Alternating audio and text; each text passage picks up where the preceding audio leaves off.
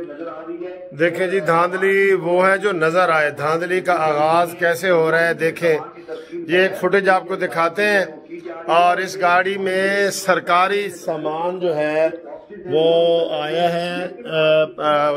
ये polling station का जो सारे सरकारी सामान है ना, वो इसमें आया है। आप देखें कि किस तरीके से एक पीटीआई की गाड़ी जिसके ऊपर इमरान खान की तस्वीर बनी हुई है, सारा ये बार बार देखो, ये देखें जी, ये डब्बा जा रहा है और पीछे ये देखें जी, ये धांधली और क्या धांधली होती है भाई, और क्या धांधली होती है। ये दोबारा देखें जी, ये गाड़ी है, इमरान खान की तस्वीर है और ये बंदा उसमें से ये पोलिंग का वो डब्बा उठा के लेके जा रहा है।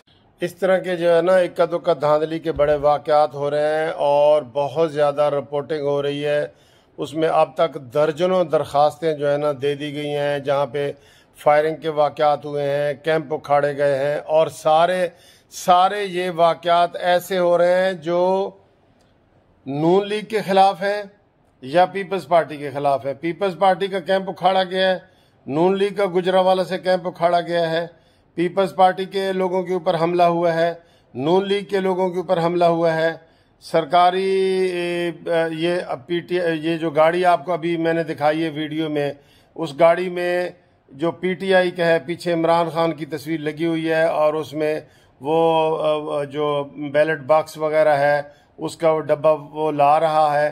तो और उसमें जो है ना पीटीआई की और पीटीआई के उम्मीदवारों की और इमरान खान की गाड़ी पे, सुजुकी गाड़ी पे तस्वीर लगी हुई है और वो वहाँ पे सामान लेके जा रहे हैं। ये वीडियो बड़ी वायरल हुई है।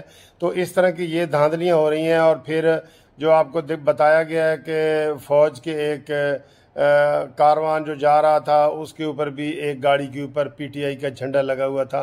तो ये सारे इत्तफाकात हो रहे हैं धांधली कि मुझे ये लगता है अल्लाह रहम करे कि जिस तरीके से ये सुबह सुबह ही इतनी ज़्यादा दर्जनों शिकायत इलेक्शन कमीशन तक पहुंचाई जा रही हैं और जिसमें सारी शिकायत अपोजिशन की हैं। अपोजिशन से मुराद ये है कि पीपल्स पार्टी और नून लीग की शिकायत है कि हमारे कारकुनों के साथ ये किया जा रहा है, हमारे कैंप उखाड़े जा रहे हैं। और एक ताज़ा तरीन जो आपको हमने तस्वीर दिखा दी है, इससे आप अंदाज़ा लगा लें कि ये कैसे इलेक्शन होंगे। इस तरह की रिपोर्टें इंशाल्लाह आपको हम करते रहेंगे। कानूनी टीवी के साथ आप जुड़े रहें, आपको लम्हा ब लम्हा खबरें बताते रहेंगे और सच्ची खबरें बताएंगे इंशाल्लाह।